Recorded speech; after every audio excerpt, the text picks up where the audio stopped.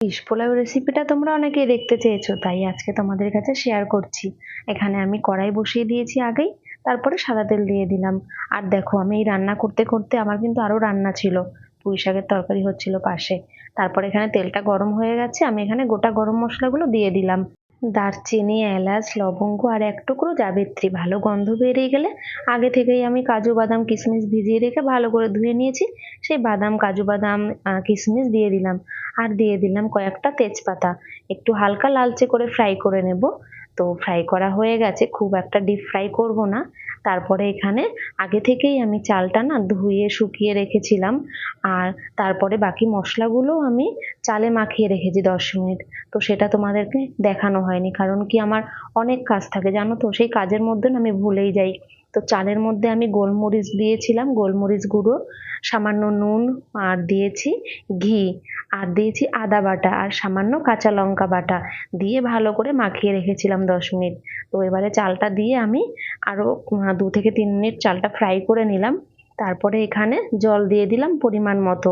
আমি 3 বাটি মানে চাল নিয়েছি, আর 6 বাটি সেই একই বাটির 6 বাটি জল দিয়ে দিয়েছি।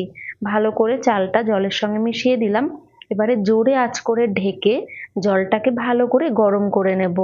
তারপরে একদমই লো আঁচে রান্না করে নেব। আর এদিকে পাশে দেখছি জলটা গরম হতে থাক, আর এদিকে পাশে পুঁই শাকের মানে চচ্চড়িটা হচ্ছিল। তো সেটাও একটু ফাঁকে দেখে নিলাম। অনেকটাই রেডি হয়ে গেছে, বাকি আর একটু আছে।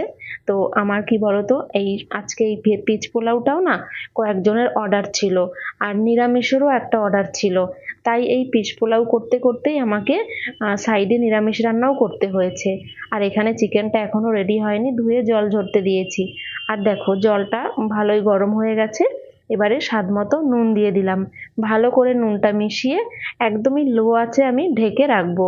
আর ঢাকনাটা তুলে না মাঝে মধ্যে একটু নাড়িয়ে দেব, যাতে চালগুলো ভালো করে, সব চালগুলো উপর নিচ করে দেবো, যেন সব চাল ভালো করে সিদ্ধ হয়ে যায়। দেখো, ঢাকনা তুলে দিয়েছি। এবারে এভাবেই হালকা হাতে নাড়িয়ে উপর নিচ করে দিতে হবে চালগুলো।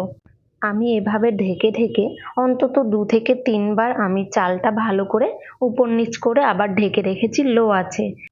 আর এখানে দেখো, পিস পোলাওর জন্য আমি মটরশুঁটি নিয়ে নিয়েছি। আর তোমরা তো জানো এখন বাজারে মটরশুঁটি পাওয়া যায় না, তাই আমি ফ্রোজেন মটরশুঁটি নিয়েছি। আর আমি নুন দিয়ে একটুখানি বয়েল করে নিলাম।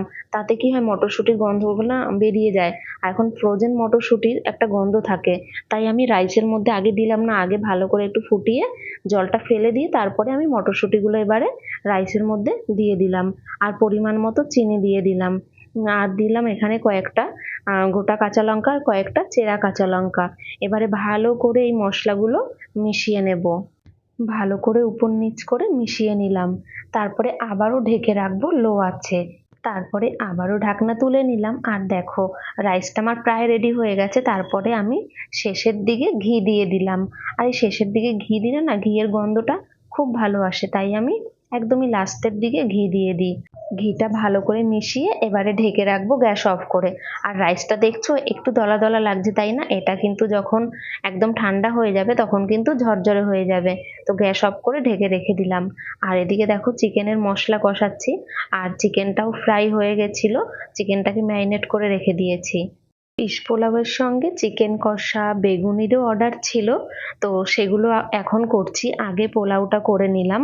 পোলাওটা একটু রেখে দিলে সেটা খুব ভালো হয়, ঝরঝরে হয়ে যায়। তো এখানে ভিডিওটা শেষ করছি, আবার দেখা হবে নতুন কোনো ভিডিওতে। সবাই ভালো থেকো।